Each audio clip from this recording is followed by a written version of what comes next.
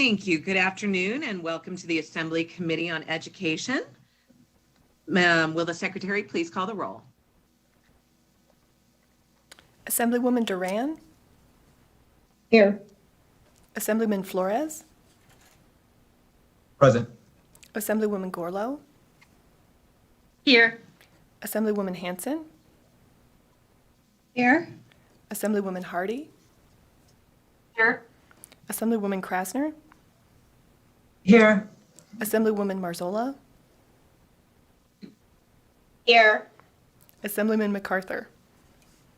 Here. Assemblywoman Miller? Here. Assemblywoman Nguyen? Here. Assemblywoman Tolles?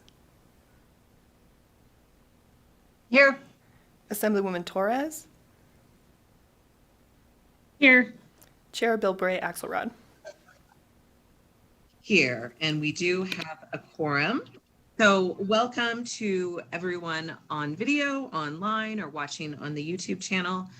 Did want to do just a few housekeeping measures. If you haven't done so already, please mute your microphone when you're not speaking to minimize background noise. Committee members, please keep your cameras on as much as possible during the duration of the meeting so we can ensure that a quorum is present. We do expect courtesy and respect in this committee. We don't always agree on policy, but we need to be respectful to each other in the legislative process. Reminder to those watching that you can find the meeting materials on the Nevada Legislature's website under Nellis. And in this virtual world, for people watching, we do have several screens going on and iPads and phones. So if you see a member looking at away, don't take it as a sign of disrespect. They're likely just looking at exhibits or other things for the bill on one of our many screens. We have one bill and a work session this afternoon. We are going to do the work session first and then move on to our bill hearing. At this time, we'll open the work session and start with Assembly Bill 68. I will turn it over to Ms. Robusto to go over Assembly Bill 68, and then we will proceed from there. Thank you, Chair Bill Ray Axelrod. For the record, Christy Robusto, Research Division of the Legislative Counsel Bureau. As nonpartisan staff, I'm not here to advocate for issues. I'm here to assist the members with policy issues brought forward to the committee. Our first bill on work session today is Assembly Bill 68, sponsored by the Assembly Committee on Education on behalf of the State Public Charter School Authority, and was heard by the committee on February 23rd. This bill exempts a charter school that has been approved to be rated under the Alternative Performance Framework from both mandatory contract termination and the requirement that the SPCSA deny a request to amend a charter contract if the charter school does not meet certain requirements of the performance framework. It also authorizes the sponsor of the charter school to eliminate certain grade levels in and campuses of a charter school under certain circumstances, or if they don't meet certain performance criteria. And finally, it increases the time period in which the SPCSA must consider new charter school applications from 60 to 120 days. There is one proposed amendment by Rebecca Fiden, Executive Director, and Ryan Herrick, General Counsel of the SPCSA, which intends to clarify that the proposed changes related to grade levels in subsection 6 of section 4 and subsection 7 of section 5 are limited to an elementary, middle, or high school, and not to individual grade levels such as the 3rd grade. The amendment is on the next page for everyone's review. Thank you, Chair. Thank you, Ms. Robusto. And I know that we do have some clarifying questions. So if you want to raise your hand, committee members, I see Vice Chair Miller. Are there any other questions at this time? Okay, we'll start with you, Vice Chair. Thank you, Chair. And Ms. Fiden, I need to change my screen so I can see you somewhere. Is Ms. Fiden on? Yes, she is. Okay, there you are. Thank you for the amendment. It's clearly in response to the concerns that members had. And I know that that's what you stated on the record during the hearing was the intent. So I appreciate the amendment to follow that actually supports the intent. And so with this, I just want to clarify that we're now speaking that if there was a situation where the Charter School Authority felt that the group was underperforming, that then they would actually shut down the entire middle school, or not middle schools, but that entire middle school campus, or that entire elementary or high school. Is that correct?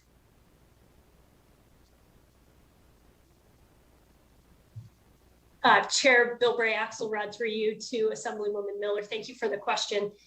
Yes, that is correct. Absolutely. The question I believe you raised was, could a single grade level be closed? And that was never the intent behind this. Again, this goes back to star ratings. Star ratings happen at an elementary, middle, or high school level. And so again, this clarifies that it would be an elementary, middle, or high school, or a combination thereof, that could be closed, not an individual grade level. Okay, follow up, Chair. Absolutely. So when we use terms like elementary, middle, and high school, we know that in the state of Nevada, it's different per district. You know, where is sixth grade? Is sixth grade middle school, or is sixth grade elementary? Even though, you know, sometimes it's like, oh, well, sixth grade is elementary. It's just housed in a middle school building. Ninth grade, where's ninth grade? Is it middle school? Is it high school? And then, of course, charter schools having different combinations, you know, maybe going the K through 8 or something. So can you give some specifics of like which grades these would include, or would it be specific to the charter school design? That if one charter school, like what if you do have like a K through 8, but you're saying our middle school is struggling? So which grades would you be addressing? Do you understand my question, Director? Yes, Rebecca Fiden, for the record. Again, it would always go back to the star rating. In most cases, a middle school star rating is 6.8. In fact, I don't believe we have any middle schools that aren't 6.8, and that typically is where you might see some variation in a school district.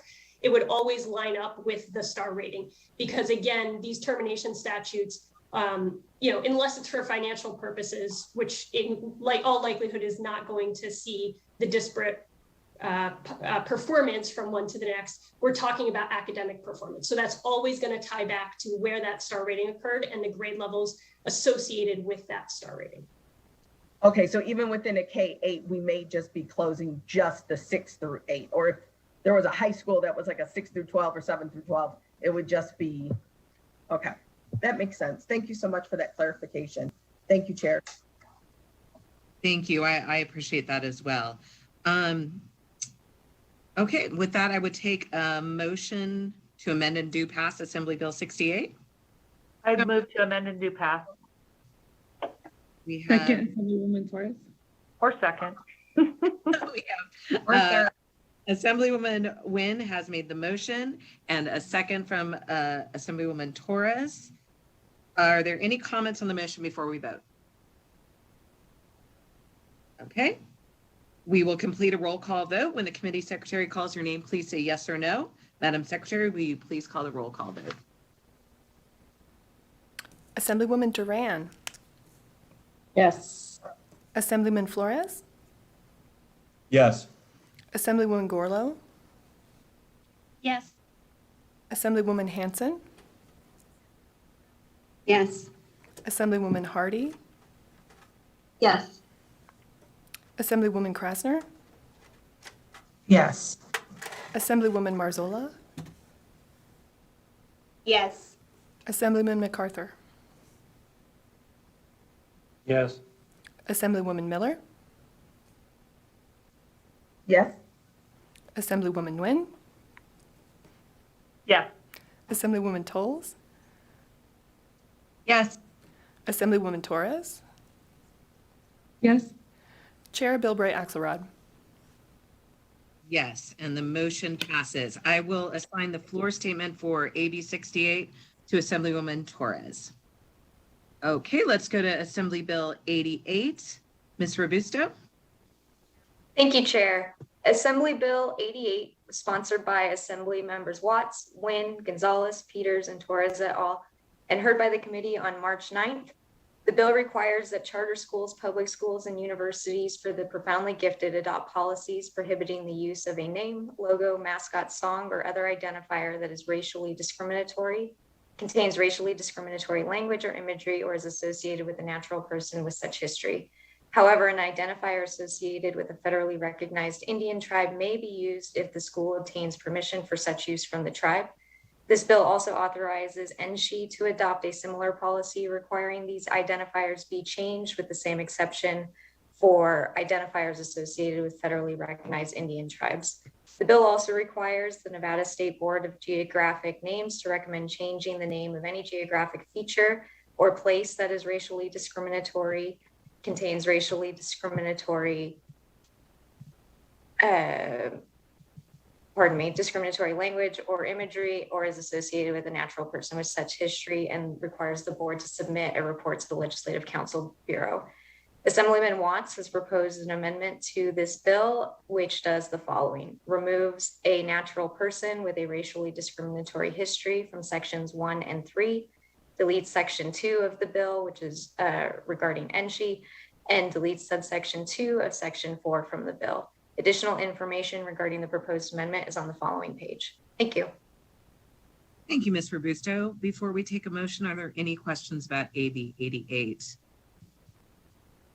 Assemblywoman Tolles, I see your, and I had told the Assemblyman that he probably wouldn't be needed, so hopefully this is a clarifying question, but I can always Skype him, but go ahead with your question. And you know what, that's okay. I just wanted to acknowledge that I had had a conversation with the sponsor about the amendment in section 4, and just wanted to acknowledge that that was in response to some follow-up correspondence questions that we received to help resolve a concern that was raised, and that I fully support the bill, and wanted to give him a chance to explain that. But since he's not here, I'll say it for him, that I appreciate that we had that conversation and that he put forward these amendments, and I'm looking forward to supporting it. he just joined. Hello, Assemblyman. So did you get that? I missed the question. I was just thanking you basically for working on the amendment and making it a stronger bill. And we appreciate the work. Thank you. I appreciate that. I don't want to take up very much of your time. I did speak with Assemblywoman Tolles earlier, and I know that there were some comments submitted by the board on geographic names. I believe that the conceptual amendment addresses those concerns and allows them to undertake this endeavor within their existing process and timelines. And we just reiterate that that's what this does, is establish a process and timelines. It does not mandate any particular decision on any particular entity or name or symbol. So thank you. Thank you, Assemblyman. And with that, I will take a motion to amend and do pass Assembly Bill 80. Assemblywoman Tolles, so moved. A second. For a second. Who was that? I heard a male voice, I thought. I think it was Assemblyman Flores, second. Thank you. It's so fun. Okay, so Assemblywoman Tolles has made the motion and Assemblyman Flores has made the second. Are there any comments on the motion before we vote? Okay, we'll complete a roll call vote. You get it. Say yes or no when Madam Secretary calls your name. Please go ahead. Assemblywoman Duran, Yes. Assemblyman Flores, Yes. Assemblywoman Gorlow, Yes. Assemblywoman Hanson, Yes. Assemblywoman Hardy, Yes. Assemblywoman Krasner, Yes. Assemblywoman Marzola, Yes. Assemblyman MacArthur, Yes. Assemblywoman Miller, Yes. Assemblywoman Nguyen, Yes. Assemblywoman Tolles, Yes. Assemblywoman Torres, Yes. Chair Bilbray Axelrod. Yes, and I will assign that floor statement to Assemblywoman Tolles. All right, let's next go to Assembly Bill 156. Ms. Robusto. Thank you. Assembly Bill 156, sponsored by Assembly Members Titus, Roberts, and Ellison et al., was heard by the committee on March 2nd. The bill authorizes an active member of the Nevada National Guard who attends a school within NSHE and who reenlists to assign their registration and lab fee waiver to either a spouse or a child in lieu of using the waiver themselves during the reenlistment period. It allows this regardless of whether or not the member used a waiver to attend school prior to reenlistment, and the waiver may only be used by one eligible person for credits towards coursework for an associate degree, baccalaureate degree, or certificate. But the waiver can be reassigned if the person it was assigned to does not use it. Finally, it requires the Adjutant General to maintain records and certify for the Board of Regents that the waiver has been properly assigned or reassigned. There are no amendments for this measure. Thank you, Chair. Thank you, Ms. Robusto. Before we take a motion, are there any questions about AB 156? Not seeing any hands go up, so I will take a motion to do pass Assembly Bill 156. So moved. Assemblywoman Toles. Assemblywoman Toles has made the motion. Do I have a second? Second. That was tough. I'm going to go with Assemblywoman Krasner. Thank you. Are there any comments on the motion before we vote? Okay. Madam Secretary, will you please call the roll call vote? Assemblywoman Duran, Yes. Assemblyman Flores, Yes. Assemblywoman Gorlow, Yes. Assemblywoman Hanson, Yes. Assemblywoman Hardy, Yes. Assemblywoman Krasner, Yes. Assemblywoman Marzola, Yes. Assemblyman MacArthur, Yes. Assemblywoman Miller, Yes. Assemblywoman Nguyen, Yes. Assemblywoman Toles, Assemblywoman Torres, Yes. Chair Bilbray Axelrod.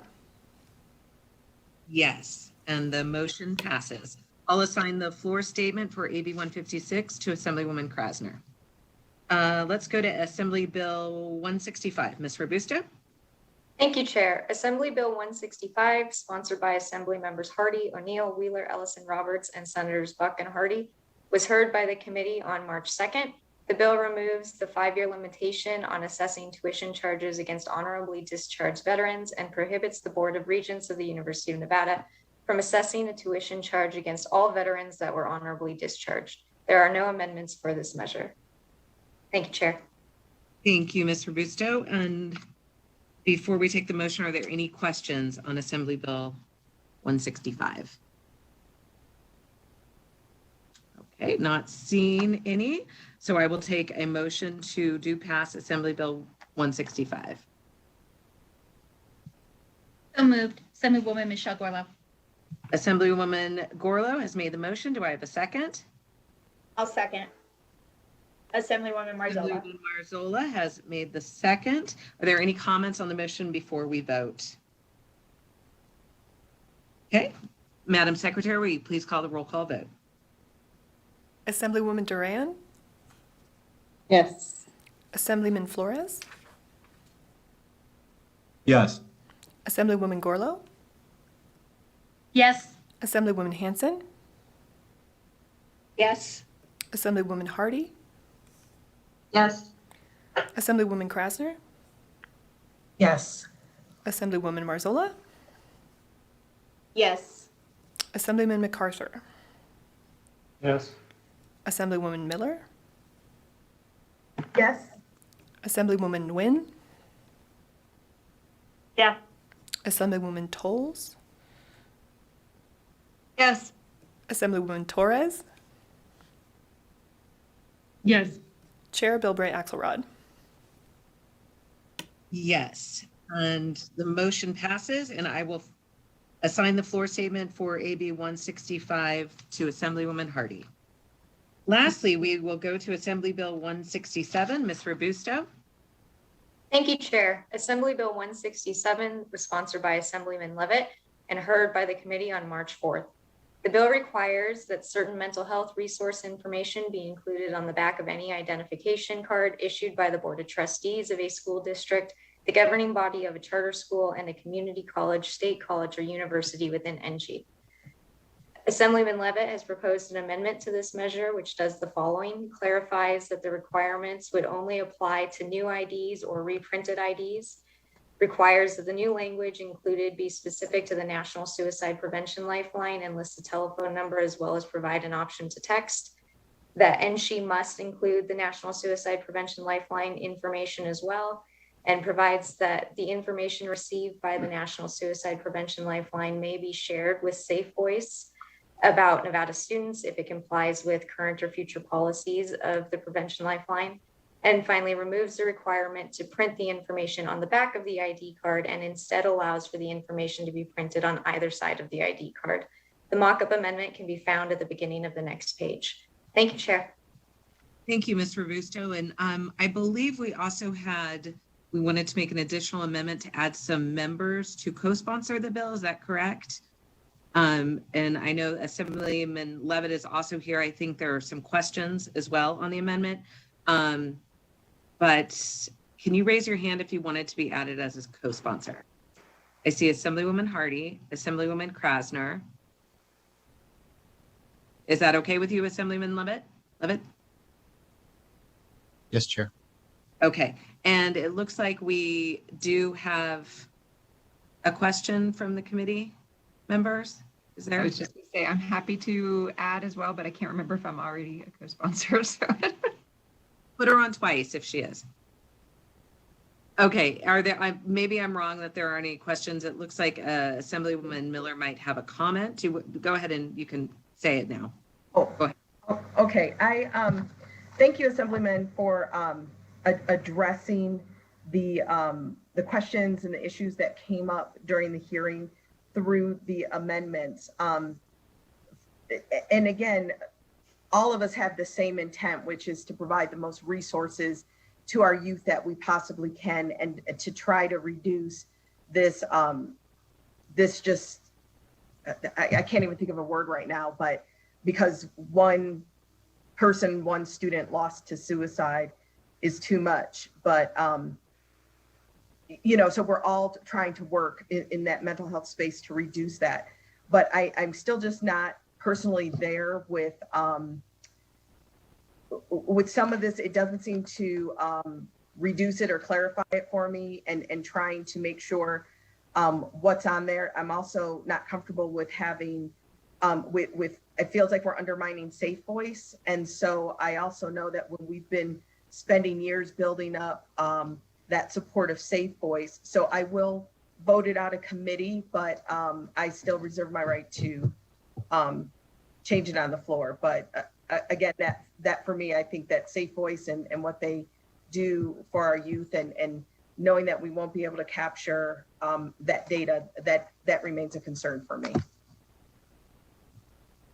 Assemblyman Levitt, did you want to respond? I know you had worked with the folks at Safe Voice, so did you want to? Yes, thank you, Madam Chair, and Assemblywoman Miller, I appreciate your comments. And we worked with Safe Voice, and if Safe Voice had an issue with this, we would have probably revised it in some way, shape, or form. But however, we brought Safe Voice together along with the suicide prevention hotline director, and came to a good resolution as to how we should move forward. And so I appreciate your comments, though, and appreciate your desire to have as many resources as possible. Thank you. Thank you, Assemblyman. Okay, I will take a motion to amend and do pass Assembly Bill 167. So moved, Assemblywoman Torres. Assemblywoman Flores has made the motion, and a second from Assemblyman Flores. Are there any comments on the motion before we vote? I think we handled that. All right, Secretary, will you please call the roll call vote? Assemblywoman Duran, Yes. Assemblyman Flores, Yes. Assemblywoman Gorlow, Yes. Assemblywoman Hanson, Yes. Assemblywoman Hardy, Yes. Assemblywoman Krasner, Yes. Assemblywoman Marzola, Yes. Assemblyman MacArthur, Yes. Assemblywoman Miller, Yes. Assemblywoman Nguyen, Yes. Assemblywoman Tolles, Yes. Assemblywoman Torres, Yes. Chair Bilbray Axelrod. Yes, and the motion passes, and I did not realize Assemblywoman Torres wanted to make a comment, so if you could make your comment now if you'd like. Thank you, Chair. I apologize. I know sometimes with these video conferences, it's hard to keep track of all of us. I just wanted to thank the sponsor for meeting with me before the hearing and throughout to kind of just address some of the concerns. I really do appreciate it, and I'm excited to support this legislation. Thank you, Assemblywoman. So the motion passes, and I will assign the floor statement for AB 167 to Assemblywoman Marzola. So I will close the work session on the agenda, and we'll now move to our bill hearing. For the bill hearing this afternoon, I've allocated equal time for support, opposition, and neutral. Each person providing testimony will be allowed maximum of 2 minutes, and staff will time each speaker to ensure that everyone is given an equal opportunity. Speakers are urged to avoid repetition of comments made by previous speakers. If you wish to testify and you've not done so already, please register online through the link provided on the agenda for the meeting. Upon successful registration, you will receive a telephone number, meeting ID, and instructions for joining the meeting. So that we have an accurate record and count, we ask that you don't share this information, but instead encourage others to register online as well. Chair or members of the meetings may request testifiers to submit documentation in support of their testimony. I will now open the hearing on AB 247. This bill revises provisions to the Western Regional Education Compact. Assemblywoman Benitez Thompson, welcome to the Education Committee, and please begin when you're ready. Hello, thank you so much, Chair Bilbray Axelrod, and thank you, members of the Education Committee, for hearing Assembly Bill 247. I am going to tell you a little bit about what the Western Regional Education Program is and kind of walk you through a little bit of what their programs are. And then I'm going to hand it over to the director, Jennifer Owlett, who's with us today to kind of walk you through more some of the specifics of the bill and what we're going to be doing. But for those of you who don't know about this program, it really is a wonderful program. The Western Interstate Commission for Higher Education, or WICHE, as you're going to have us hear us call it, is an interstate compact. So WICHE partners with states, territories, and post-secondary institutions to share knowledge, create resources, and develop innovative solutions that address some of our society's most pressing needs. Since 1953, WICHE has been strengthening higher education, workforce development, and behavioral health throughout the region, and Nevada has been a member since 1959. Nevada's participation in the regional consortium is overseen by 3 commissioners whom the governor appoints. Nevada also has a small but mighty staff of exactly 1.4 full-time equivalents, or FTEs, comprised of the executive director. So let me tell you a little bit about the different programs that they have. One thing that we want to make sure that doesn't get too confusing is WICHE is the name of the compact, and then our specific office is also called WICHE, Nevada WICHE. Today it is. So you'll hear us talking about the Nevada specific WICHE programs. And when I talk about these programs, these are specific to Nevada. So first we'll start with the Professional Student Exchange Program. So the Professional Student Exchange Program, in this program, students receive substantial tuition support for high need fields such as pharmacy, physical therapy, and physician's assistants. Students accepted into the program receive admission preference and reduced tuition costs. So students from Nevada enroll either in out-of-state programs or in-state private tuitions, institutions. 46 students were served last year. Out of the state tuition, out-of-state tuition is reduced by a support fee, which varies from academic field and are uniformly set by the WICHE office, the compact office. 25% of the support fee is a loan, which must be paid back with interest within 5 to 10 years after graduation. And that's a Nevada specific rule you're going to hear us talk about. The other 75% of the support fee is a stipend that can be waived if the student returns to Nevada to practice for the same number of years that they had the stipend program. That's also another Nevada specific rule. We also have the Health Professional Education Program. In 1997, the Nevada Legislature expanded the mission of our Nevada WICHE program by providing an option for students to receive financial support while earning graduate social work or psychiatric nursing student degrees. In 2020, it served 43 students, and students received a support. When students receive a support fee, that support fee provided repayable loans with interest, and that's 10% of the loans. But we're weaning away from that practice, and we're going to talk about how we'd like that statute changed as well. And then 90% of that support fee can be considered a stipend, and repayment can be waived if they practice in Nevada for 2 years in a medically underserved area.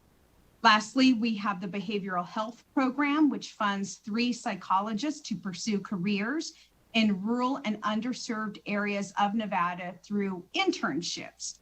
Now, the cool thing about this program is it does a lot of good work, and it's serving a lot of good students and has done so throughout the years.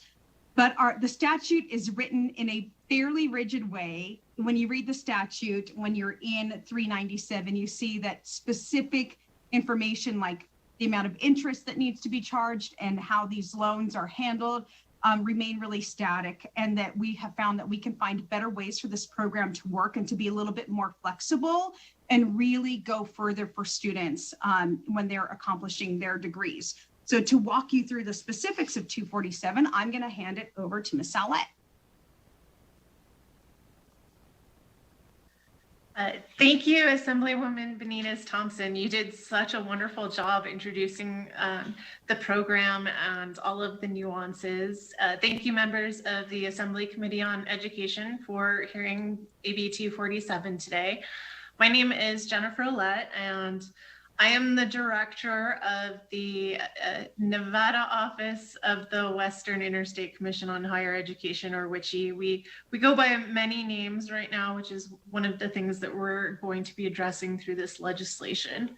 And as Assemblywoman Benitez Thompson explained, Nevada has been part of this compact, which was congressionally ratified in 1953. We've been a part of the compact since 1959. And that was originally signed by Governor Grant Sawyer. So this is going on 60 years of participation for Nevada. There's 4 primary objectives for AB 247 and what we're trying to do here. The very first objective is to remove confusion when referencing the Western Regional Education Compact, which is a compact that was ratified by Congress, and then the WICHE organization, which is a nonprofit organization based in Boulder, Colorado, which manages the compact, and our participation as a state in both of the compact and through WICHE.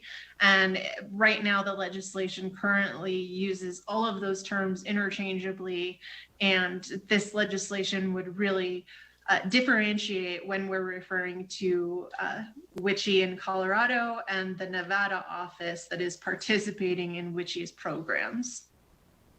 The second goal of the legislation is to phase out the loan component of our funding. As Assemblywoman Benitez Thompson mentioned, right now we require students in our professional student exchange program to go through two requirements on the front end to receive our funding. They must sign an employment commitment, and they must also repay a portion of the funds, 25%, as a loan.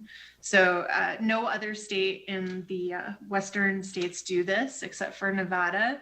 I think it's been around since we joined the compact in 1959, and it is something that makes it difficult to attract students to our program and requires a lot of staff time to administer. And we think there's other ways we can make up for that revenue.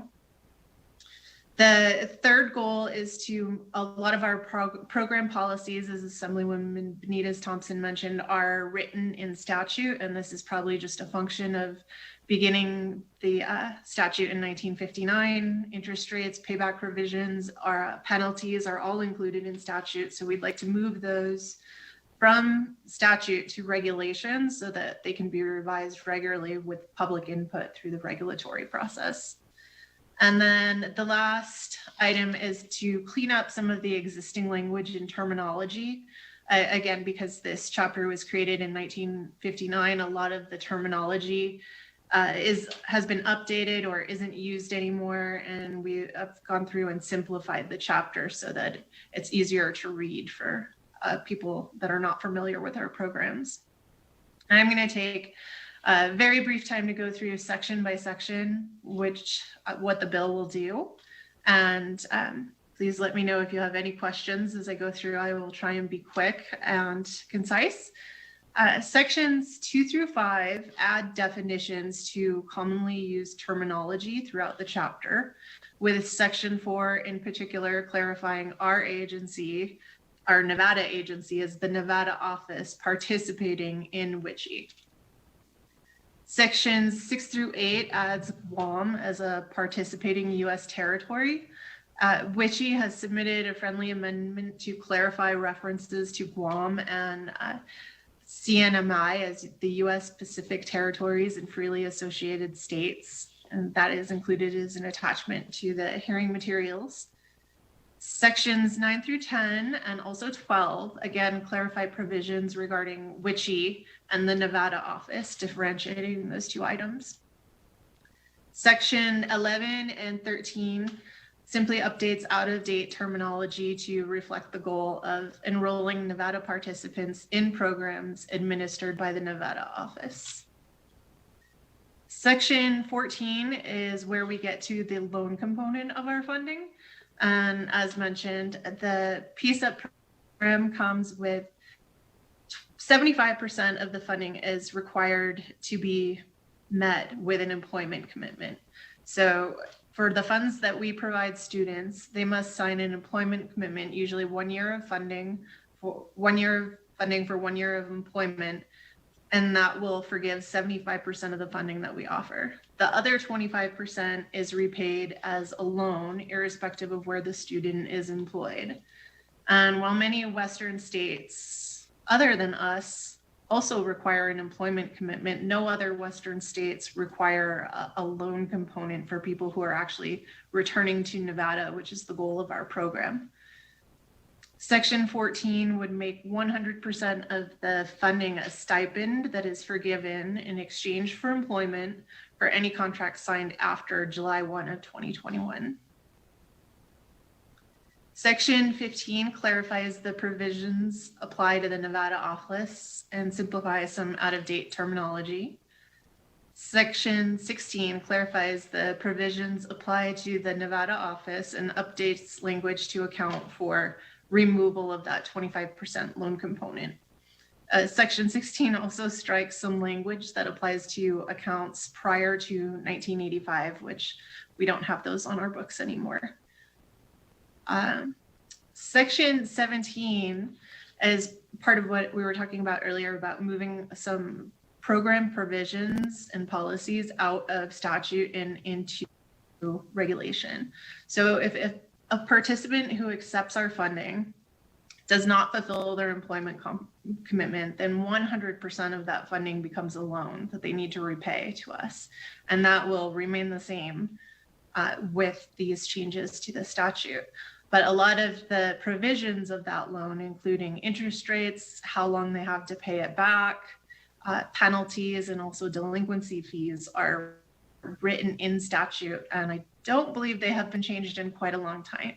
So this would move those provisions into regulation where we would seek public input and go through the regulatory process so that we can update those provisions as interest rates change and try to help the program stay with the times.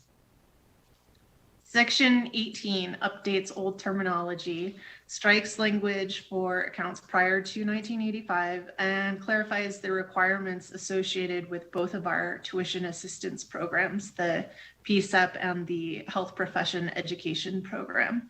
The requirements after graduation, other than the populations that are served, are similar. And so this puts them in one section so that students can easily reference what they're supposed to follow. In order to have the funding we provide successfully forgiven, all participants must graduate with the degree for which they were funded, be employed for 1 year for every year of assistance received, begin their employment commitment 1 year after graduation, and keep our office informed of any changes in their residency or any changes in their employment. So this puts all of those requirements in one place. Section 18 also allows the commission to set penalties, the Nevada Commission, to set penalties for not completing the employment requirement, which is something that is different for both of our programs right now. And it's anticipated that if we were allowed to set penalties for non-fulfillment, we might actually increase revenue to the state. Sections 19 through 21 simplify out-of-date terminology and transfers the authority to set specific policies on submitting a formal petition to the commission from statute to regulation. Sections 22 through 24 clarifies the provisions applied to the Nevada office and the Nevada state commissioners. And section 25 clarifies that all changes that we've discussed today will apply to contracts signed after July 1 of 2021. And I'm happy to answer any questions that you may have. Thank you very much. And I just would like to point out to members, if you haven't already, there is a website, which is witchy.edu, and has so much information about what Witchy does. And you can actually go down into the Nevada aspect, and it has says that Nevada has a 1,777% return on investment. So that is about as good as you can get, I think. So thank you, Assemblywoman Benitez Thompson, for bringing this bill and let me say enlightening me to this program. So thank you for that. And then let's go to members with questions, if I can find that. Okay, I see Assemblywoman Hanson. Okay, Assemblywoman Hanson.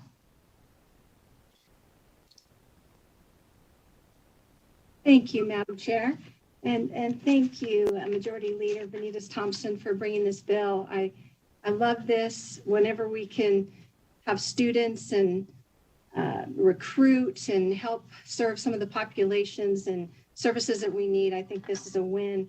And then also updating something that's probably needed updating. I had a question for Ms. Ouellette regarding the section, just to make sure that I understood and wrote my notes down properly. When you stated at the get-go that the overall goals were, one, to clarify names, of the Nevada office versus Witchy. For two, that this, when we get students to sign, it was hard to recruit with this existing language because they had to pay 25% of the, help me understand that part again. It was 25% versus the 75% was the loan, or is it vice versa? Yes, I am happy to clarify this for you, and it's very confusing to our students as well, so I'm glad that you asked. So if we take a fiction number such as $20,000, that's the amount of support Nevada is going to give you to help you with your tuition to study physical therapy, let's say. Out of that $20,000, $15,000 is a stipend. And in order to have that $15,000 be forgiven, you have to come back to Nevada and work as a physical therapist in Nevada. But that $5,000 that's left over, which is 25%, is a loan that you will pay back. And it's it's very unusual. And I do think it's probably a carryover from a very long time ago, and just something that would be wonderful for the students and also wonderful for the office to not have to administer. Great, thank you for clarifying that. And then the new structure is 100%, it would be treated as 100% stipend. And they come back, for the recruitment purposes, they come back, and then they can have the whole thing forgiven if they come back and serve a year for every year of their program. Did I understand that right? For every year that we fund them, which we typically fund them at the beginning of their, when they start their program. In this example, a physical therapy student would go to school for 3 years. So we would fund them for 3 years. And in return, they would return to Nevada and be obligated. We make them sign contracts that say they will work in Nevada 1 year for every year they receive funding, in this example, 3 years. Woo! So nothing, they work for it. They do work for it. Help us out. So I see it's not a gift. Thank you. Thank you, Assemblywoman. And do we have any other questions from committee members? I know this is a lengthy bill, but I think our presenters have done a really good job in explaining it. But do we have any other questions? Oh, yeah. See, I see Assemblywoman Tolles and Assemblywoman Gorlow. So go ahead, Assemblywoman Tolles. Yes, thank you so much, Chair. And I really, mostly a comment. I just wanted to say that this is what the predecessor to this program is what got me to move to Nevada at the age of 19. So that's wonderful. So I am a big fan, and thank you for, yes, thank you so much for bringing this forward. And I guess the only question is, and maybe I just need clarification, but if for some reason a loan wasn't repaid, what obligation is there for the state of Nevada, and does that ever make its way into a fiscal note? I see here that there's an impact on the state. Just wanted to get some clarification on the record. Sure. There are two parts, I think, to this question. We did submit a fiscal note. It hasn't been processed to make it in time for today, but it will eventually reduce revenue to the state by approximately $205,000 per year. That will not happen right away because there are many individuals who are already in the pipeline who are paying loans, and they have to complete their schooling, and then they also have a 1-year grace period before they begin repayment. So I don't think we will see the full effects of that through even the 23 to 25 biennial budget.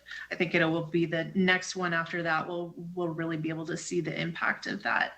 The other question that you asked, I'm sorry, the fiscal note, and can you remind me of the second part?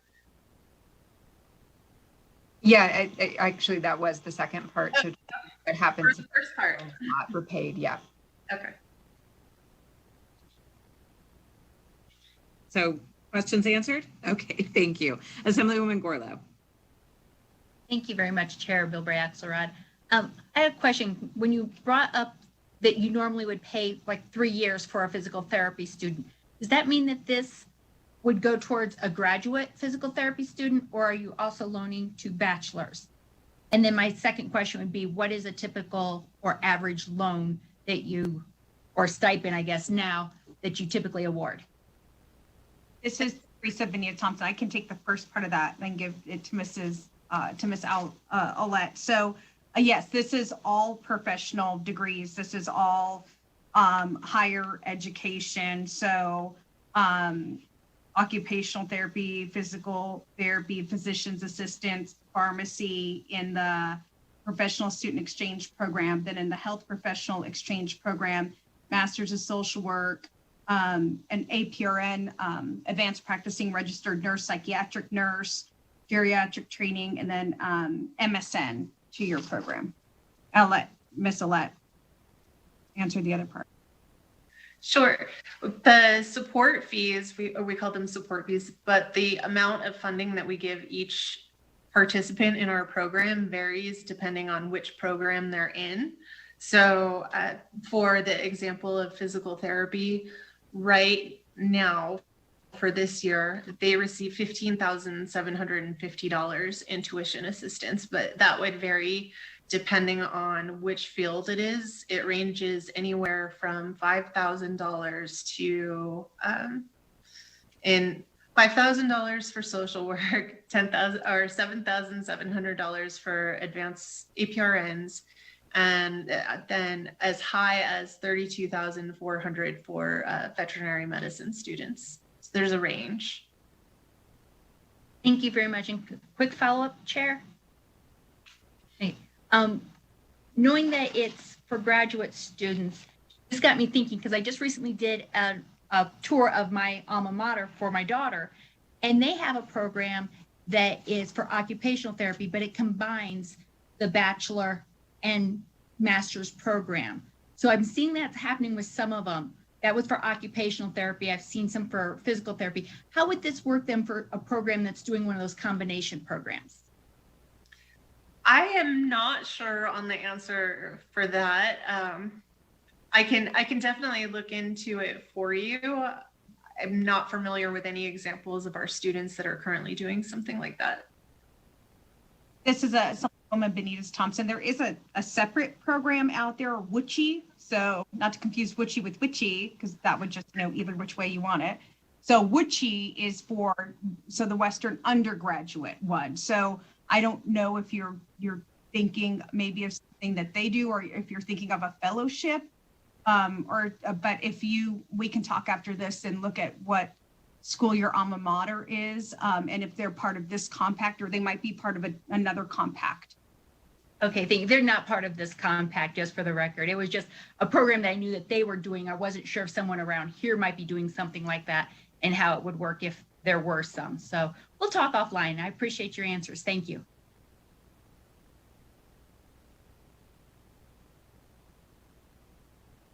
Sorry, trying to unmute myself. Assemblywoman Krasner, I believe you had a question. Yes, thank you, Chair Bilberry Axelrod. This is a wonderful program. I was just wondering, since we have such a shortage of physicians in our state, does this also include doctors, medical doctors? We do not fund medical doctors, and for the professional student exchange program, there's only 10 fields that are selected for support, and those are decided by WICHI in Colorado. What they do is, since we have now 2 medical schools, there really isn't a need for us to send our students out of state or to private universities to attain their medical degree. They can do that here. We're really focused on programs that either are not available in Nevada or do not have enough capacity in Nevada to meet our demand. And as a follow-up on that, Assemblywoman Benitez Thompson through Chair Bilberry Axelrod to Assemblywoman Krasner, it's not anywhere in this dealing with this bill, but we do have separate programs and funding through the state of Nevada, specifically for graduate medical education, that the state started in, I want to say we're in year 4 or 5 of it, but specifically for the purpose of hiring and hopefully retaining physicians to stay in the state of Nevada. And that program's new. We're just getting data as to whether or not students stay or not, but we are setting the bar high in terms of Nevada retention with this program. Thank you. Thank you, Assemblywoman. And, to that end, I would love to see, programs where we do this for teachers as well, which we know there's a nationwide shortage, and we'd love to keep homegrown teachers. So thank you for your work on this bill. I just got a message from Assemblywoman Hanson that you have another question, and Assemblywoman Benitez Thompson, feel free to go directly to the member. Thank you, Chair, for the indulgence. I just thought of something with that last exchange, and also WICHI. So when you were talking about the programs that are kind of designated by the other WICHI that's in Colorado, in determining what programs that we'll work with, I'm assuming they base it on what the need, are they like, do they have data to find out, well, this is maybe where Nevada has some real need? So in physical therapy or psychiatric nursing, those sorts of things. I will take this, Assemblywoman Hanson. So when we determine how we're going to fund our particular budget, which is limited to that health profession student, the PSEP program and only graduate health students, we use workforce data to decide where we're going to invest in what fields. For undergraduate programs and the programs that are managed by WICHE in Colorado, they have a ton of data, I'm sure more than I can even begin to try and identify, that may be able to help answer questions, and if you had some sort of specific questions about that. But our office is not involved heavily in those undergraduate programs. And then this is Assemblywoman Thompson. I'll add to that that at the state level, we do use the Office of Workforce Innovation, or OWIN, and also the GOED office, the Governor's Office of Economic Development, to kind of help give us clues about where the need is.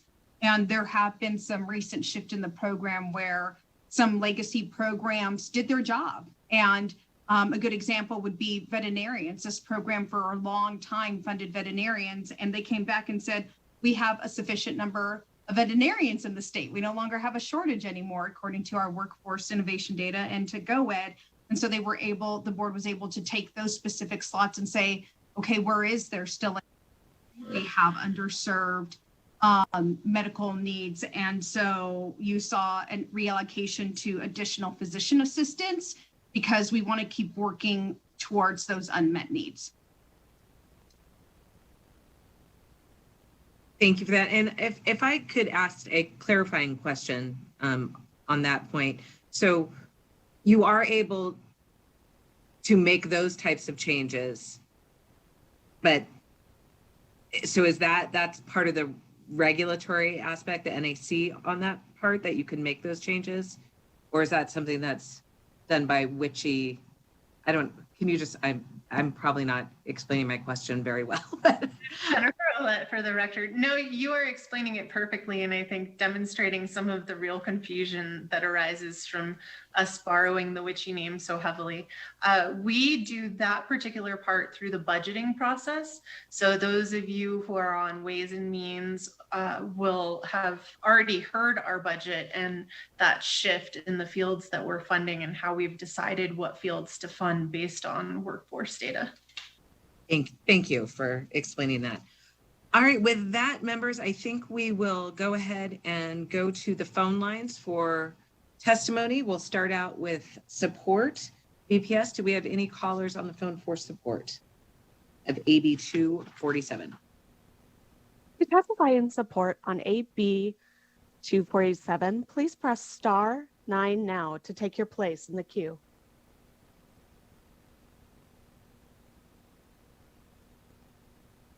Once again, to testify in support on AB 247, please press star 9 now to take your place in the queue.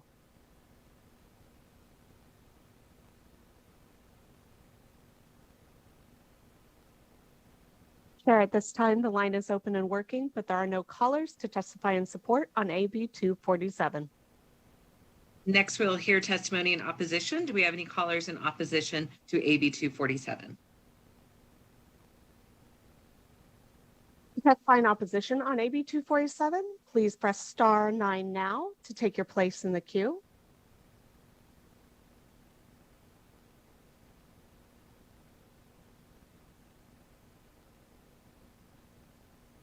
Caller with the last 3 digits of 938, please press star 6 to unmute.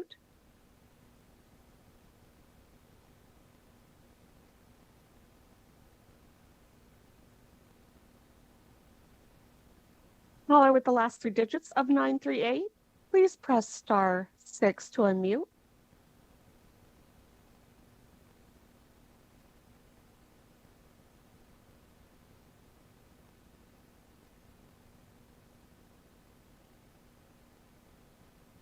Caller with the last three digits of 938. If you can press *6 to unmute, we can have you give testimony.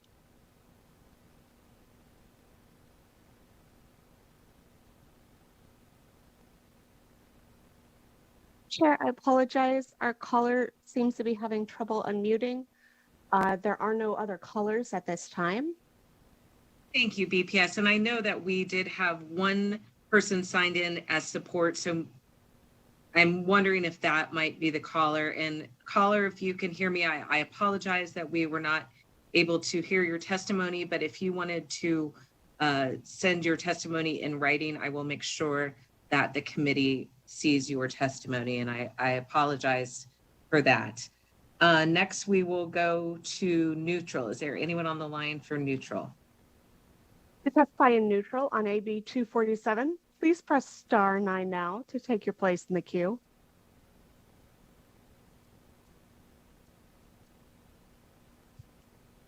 To testify in neutral on AB 247, please press *9 now to take your place in the queue. Chair, at this time, we have no callers in the queue to testify in neutral on AB 247. Thank you, BPS. Assemblywoman Benitez Thompson, did you want to make any closing remarks? I do want to bring to the members' attention that there is what I consider a friendly amendment coming from the Regional Compact Office, just updating. I think it was making sure that within some of our compact language that we were properly identifying like the number of people in the compact.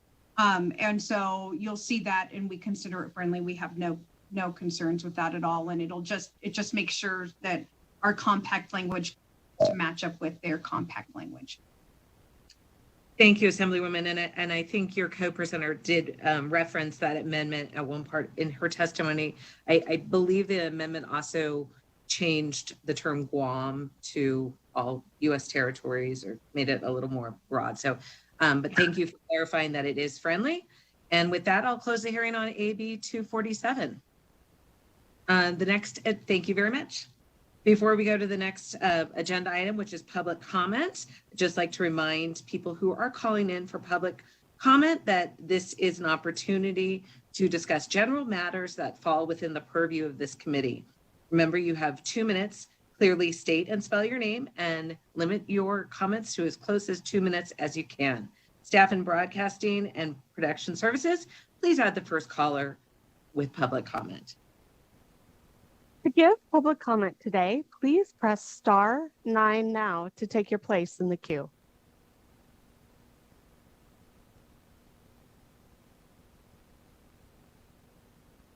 Caller with the last three digits of 094. Please slowly state and spell your name for the record. You have 2 minutes and may begin. Hello, for the record, my name is Alyssa Garule, ALYSSAGURULE. I am an intern with Battleborn Progress, and I would just like to once again thank Assemblyman Watts for bringing forward Assembly Bill 88, and another thank you to the Assembly Education Committee for passing it this afternoon. This vital piece of legislation will put us on the path towards the greater Nevada. Thank you so much. Thank you, Ms. Cruley, for the call. Are there any other callers wishing to make public comment? Caller with the last three digits of 938. Please press *6 now to unmute if you wish to make public comment.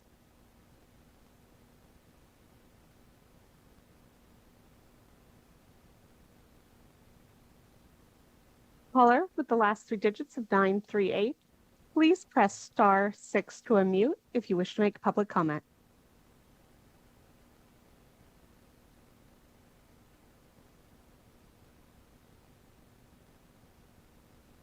Let me go to the next caller.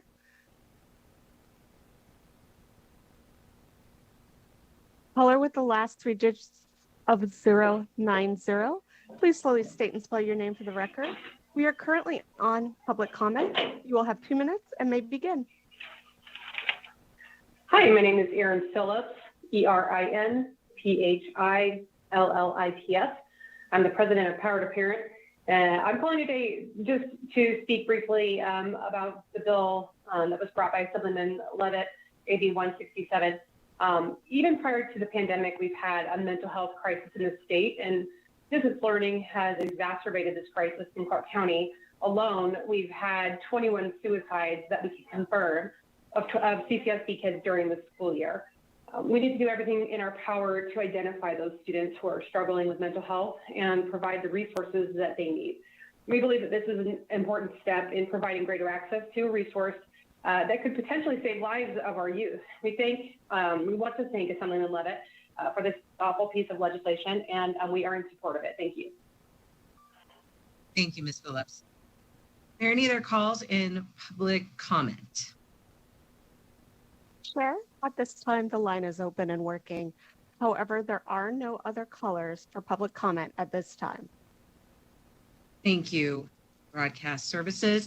And just want to make another point. If you were calling and you did have public comment and you were not able to get through, please send the committee an email and I will make sure that all members see that. So I apologize. We're doing the best we can, but it's not perfect by any means. So are there any comments from the members of the committee? Okay, well, I guess we will adjourn. Our next meeting will be Tuesday, March 23rd at 1:30 p.m. This concludes our meeting for the day. Meeting is adjourned.